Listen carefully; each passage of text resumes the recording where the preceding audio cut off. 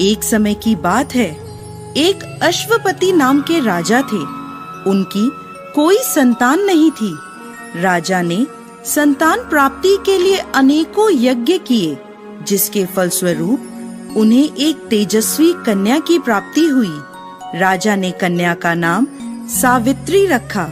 समय बीतता गया और सावित्री विवाह योग्य हो गई।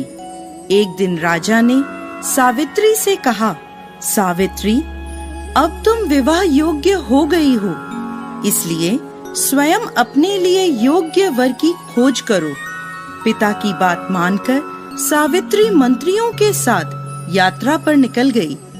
अनेक ऋषियों के आश्रमों, तीर्थों और जंगलों में घूमने के बाद वह राजमहल लौट आई। संयोगवश उस समय उसके पिता के साथ देवर्षि नारद भी थे। सावित्री ने उन्हें प्रणाम किया। राजा अश्वपति ने सावित्री से उसकी यात्रा का समाचार पूछा। सावित्री बोली, पिताजी, तपोवन में अपने माता पिता के साथ निवास कर रहे सत्यवान मेरे लिए योग्य हैं। मैंने मन से उन्हें अपना पति चुना है। सावित्री की बात सुनकर देवर्षि नारद चौंक उठे और बोले, राजन, सावित्री ने तो बहुत बड़ी भूल कर दी है। यह सुन अश्वपति चिंतित हो गए और बोले, हे देवर्षि, सत्यवान में ऐसा कौन सा अवगुण है?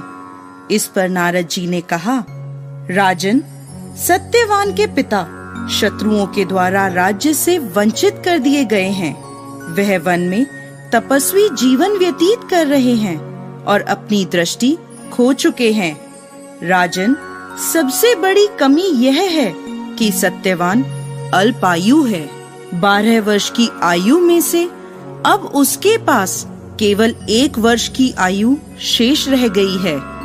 नारद जी की बात सुनकर अश्वपति ने सावित्री को समझाया कि वह किसी दूसरे उत्तम गुणों वाले पुरुष को अपने पति के रूप में चुन ले। सावित्री बोली, पिताजी, नारी अपने जीवन में केवल एक ही पति का वर्ण करती है। अब चाहे जो भी हो, मैं किसी दूसरे को अपने पति के रूप में स्वीकार नहीं कर सकती। पुत्री की हठ के आगे पिता विवश हो गए और सावित्री का सत्यवान के साथ पूरे विधि विधान से विवाह करा दिया गया।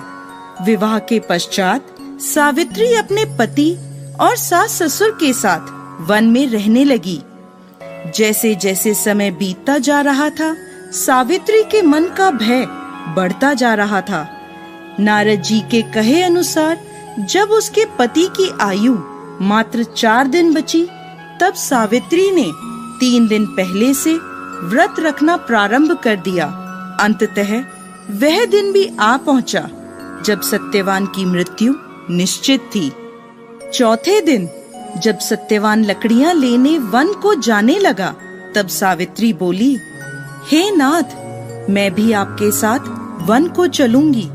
सत्यवान के मना करने पर भी वह सास ससुर की आज्ञा लेकर अपने पति के साथ वन को चली गई। वन में सत्यवान ने जैसे ही पेड़ से लकड़ी काटना शुरू करा, उसके सर में असहनीय पीड़ा होने लगी और वह पेड़ से उतर गया। सावित्री समझ गई कि उसके पति का अंत समय निकट है, अतः उसने अपने पति का सर अपनी गोद में रख लिया। लेटने पर सत्यवान अचेत हो गया। सावित्री चुपचाप आंसू बहाती ईश्वर से प्रार्थना करने लगी। तभी उसे लाल वस्त्र पहने भयंकर आकृति वाला एक पुरुष दिखाई दिया। वह साक्षात यमराज थे। सावित्री बोली, महाराज, आप कौन हैं? यमराज ने उत्तर दिया, सावित्री, मैं यमराज हूँ और तुम्हारे पति के प्राण हरने आया हूँ। सावित्री बोली, प्रभु, सांसारिक प्राणियों को लेने तो आपके दूत आते हैं, क्या कारण है कि आज आपको स्वयं आना पड़ा? यमराज ने उत्तर दिया, सावित्री, सत्यवान धर्मात्मा तथा गुणों का सागर है। मेरे दूत इन्हें ले जाने के योग्य नहीं हैं, इसलिए मुझे स्वयं आना पड़ा। ऐसा कहकर यमराज ने सत्यवान के शरीर से प्राणों को निकाला और उसे लेकर वह दक्षिण दिशा की ओर यमलोक को जाने लगे। सावित्री भी उनके पीछे पीछे चल दी।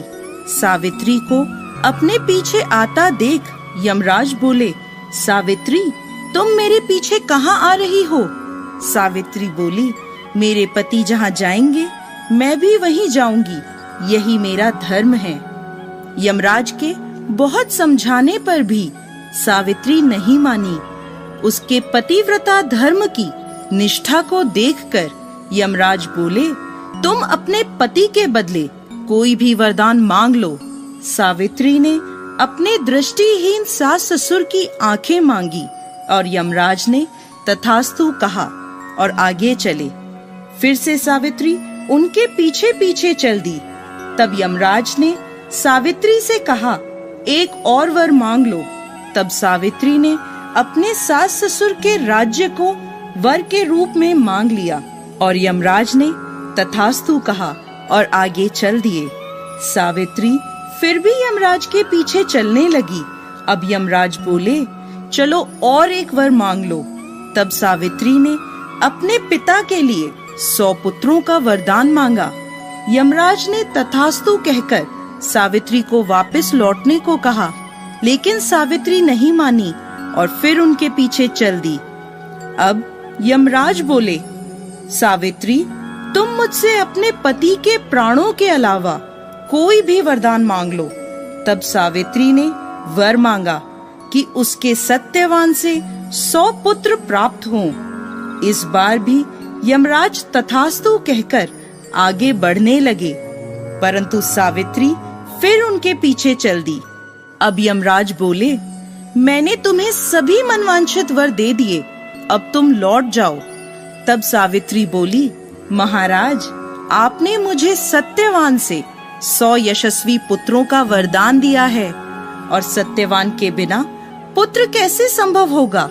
ऐसा कहकर सावित्री ने यमराज को उलझन में डाल दिया। तब यमराज बोले, सावित्री, मैं तुम्हारी पतिव्रता धर्म से प्रसन्न होकर सत्यवान के प्राण छोड़ रहा हूँ और साथ साथ तुम्हें आशीर्वाद देता हूँ कि तुम्हारी यह कहानी युगों युगों तक सुनाई जाएगी। यह कहकर यमराज ने सत्यवान के प्राण छोड़ दिए और यमलोक को लौट गए। तब सत्यवान और सावित्री अपनी कुटिया में पहुँचे। वहाँ उनके माता पिता की आँखों की दृष्टि भी लौट आई थी और उन्हें अपना खोया हुआ राज्य पुनः मिल गया था।